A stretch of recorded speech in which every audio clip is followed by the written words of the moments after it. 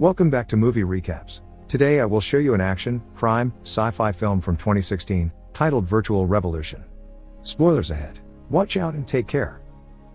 It's the year 2047, considered a century of technological revolution.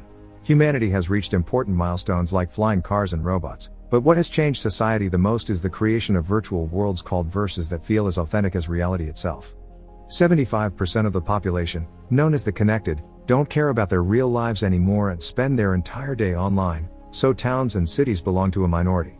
There are others who spend half their time online and half in the real world, those are called hybrids. In Neo Paris Live's shadow agent Nash Trenton, a hybrid haunted by the death of his love Helena in a virus attack a few years back. He's part of an adventuring party in a fantasy verse where they fight bad guys with swords, bows, and magic. One of the party members, Dalwin, is in a relationship with him even if they don't know each other in the real world. One evening, after the group successfully defeats a powerful mage, Nash logs out a bit earlier than usual because he's summoned by Dina, an executive from Cinderness Corporation, which is one of the major companies in charge of the verses. 148 players have been killed in a computer virus attack perpetrated by an insurgent group called Necromancers, so Dina wants Nash to find out the identities of those insurgents. While it's true the attacks and the body count have become much worse, calling Interpol isn't an option. Their systems get hacked all the time, and if they got involved, Cinderness wouldn't be able to target the Necromancers directly. Nash visits the location behind the IP address that released the virus. It's easy for him to break in because the streets are empty thanks to everyone being inside playing their games. It's an old abandoned building and Nash finds nothing inside but trash, until he hears a noise. With his gun at the ready, he follows the sound he heard and is suddenly jumped on by a big bald man, and the two of them begin a fistfight. After many punches, kicks, and throws against the wall, the man overpowers Nash and, after dropping him on the floor, steals his ID before leaving. Nash's next destination is in a dubious neighborhood with actual people on the streets offering a variety of shady services. There, Nash visits his friend and former brother-in-law Morel, who happens to be an expert hacker. After Morel stitches him up, Nash asks him to hack into Interpol's systems and get him the security camera records from the building he just visited so he can identify the guy that beat him up. Morel accepts in exchange for illegal hardware that Nash can obtain from his clients. Nash angrily leaves when Morel suddenly brings up Helena, making the conversation awkward even if Nash knows Morel is right to think there's something off with his sister's death. Sometime later, Nash is spending his evening with Dalwin in the game when he's interrupted by the doorbell in the real world. It's Morel, bringing him news about the security camera records. Sadly, no big bald man has walked in front of the camera. However, he did find a guy who appeared several times during the last 3 days before Nash's arrival, although he didn't appear to be a fighter. All this information has been put in a flash drive that Nash takes to Dina, who uses the company's software to identify the mysterious man. His name is Leonard Lawrence, and they have his address as well, so Nash goes to pay him a visit. He enters the apartment through the window and finds Leonard connected to the virtual world. He isn't alone, however, the bald man is also there, ready to start another fistfight. This time though, after all the thrown kicks and punches, Nash doesn't stay still on the floor when he's thrown there. Instead, he takes out his gun and shoots the bald guy. After shooting Leonard as well and recovering his ID, Nash sits on Leonard's chair and takes control of his character to work undercover and find more information about the Necromancers. The avatar turns out to be a blonde woman that is currently in the middle of enjoying some pleasure in bed with 2 other girls. Nash pays them no attention and gets the character dressed before leaving the building with a weapon he found in the room too. There's a Necromancer soldier waiting outside called John, who mentions they've received orders to go back to headquarters immediately. The game therein is a shooter, so John and Nash enter the war area and decide to take advantage of the 2 factions fighting a giant robot called Cerberus because it means they won't pay much attention to them. While crossing an abandoned building, John's binoculars stop working, which is proof of a scrambler machine and therefore, an ambush as well. There's no other path they can take though. They need to go as deep as possible into the PvP zone because it's harder for players to survive there and safer for them since they won't run into an agent randomly, so they keep going and meet the ambush with open fire. By making a swift job of covering each other and shooting with outstanding aim, the pair manages to take down all the regular soldiers, but there's one final enemy left, the boss, who is now appearing at the end of the hallway and blocking the way. It's a tall man holding an extra-large machine gun and wearing armor, making him difficult to kill, but John has a plan. He throws a flash grenade to distract him while Nash walks behind a wall and approaches him from behind, gaining the opportunity to shoot him directly in the head. After stealing his ammunition, John and Nash run away and manage to reach the Necromancer's headquarters without any more trouble. Waiting there for them is the person in charge of the whole operation, Camille, who asks a subordinate to bring over a beacon before asking them for any news.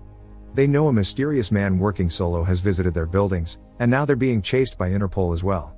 Camille admits they need to change tactics. Currently, they're trying to scare gamers off so they leave their verses, but the media is covering up the deaths and everyone believes them to be an urban legend.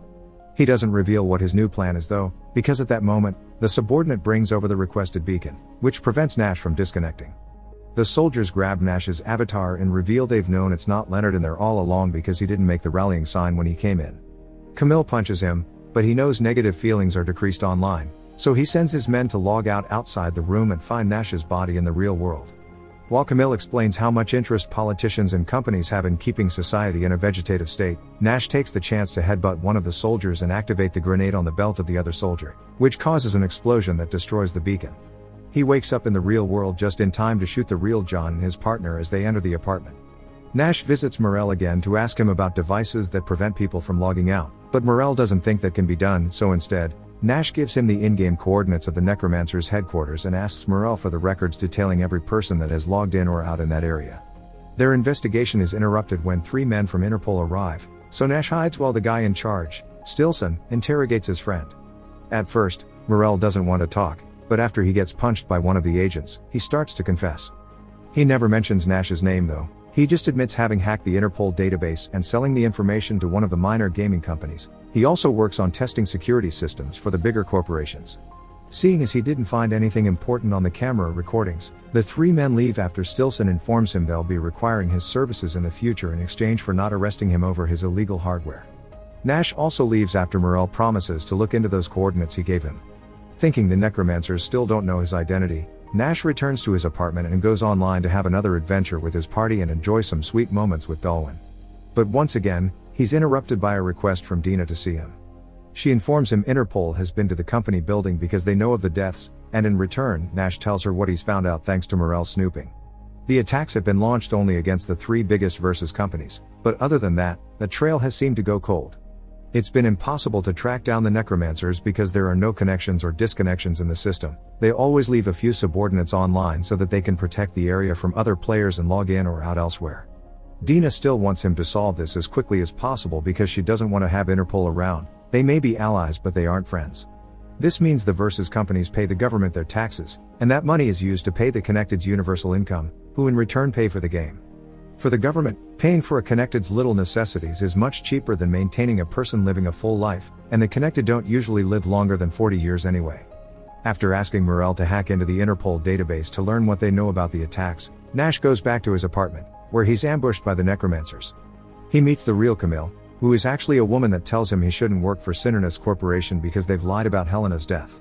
It wasn't a Necromancer attack that killed her, it was a virus that Cynernus created and the Necromancers merely adapted for their cause later. Helena was actually close to the Necromancers, even if she didn't always approve of their methods, she was still part of them, and that made her a target for Cynernus.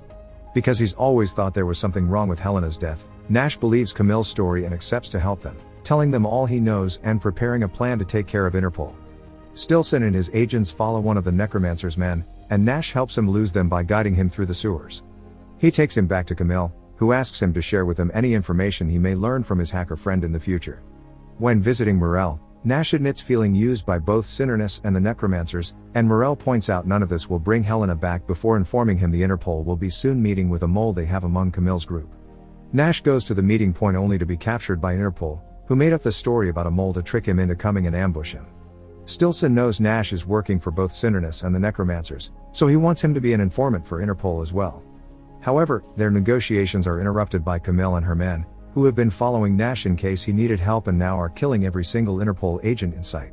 Now that he's off the radar again, Nash wants to hear about the new plan, and Camille accepts to fill him in after returning to his place. The Necromancer's goal is to free all the Connected. To achieve it, they're going to use a virus one of their men has created which has the power to shut down every console until the Versus themselves disappear.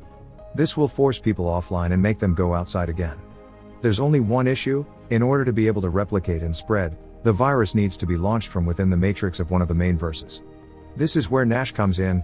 He could easily take the virus into Cynernus' main offices and keep it there while the hackers do their thing.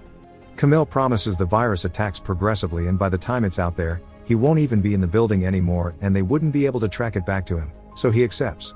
Since there are a few hours left before they start the mission, Nash gets online and meets with Dalwin, who is a Connected and doesn't want to put labels on their relationship, which gives Nash a lot to think about. Moments later, He visits Dina at the Cinderness building, and while talking to her, he secretly activates the device with the virus. The Necromancer's hackers immediately start working on spreading their attack while Nash returns home and gets online again for one last adventure with his party, but they're interrupted by incoming messages from Morel that reveal the hackers' plans and call for everyone in Neo Paris to stop them. A furious mob of connected people that were forced out of the game against their will, reach the Necromancer's location and kill every single one of them before they can destroy all the verses. Sometime after the incident was over, Nash is once again summoned by Dina, who suspects he was the one that brought the virus inside her office but won't get him arrested because thanks to this they were able to crush the Necromancers. However, she does sever all the ties between Cinderness and Nash on account of his betrayal. She also tells him Camille lied to him, the virus that killed Helena was the Necromancer's improved version, and she had only become close to the group because she was working for Cinderness as an informant. Not knowing who to believe and to escape these painful thoughts, Nash goes online permanently and becomes another connected, deciding to live the rest of his life with Dalwyn and their party. Thanks to the money he's earned, he can add features and comforts to his online avatar to make him enjoy the experience even more fully, and since his brain can't distinguish between real and virtual, the online life is as good as real. Make sure to subscribe and turn on notifications so you can watch more videos like this. Thanks for watching.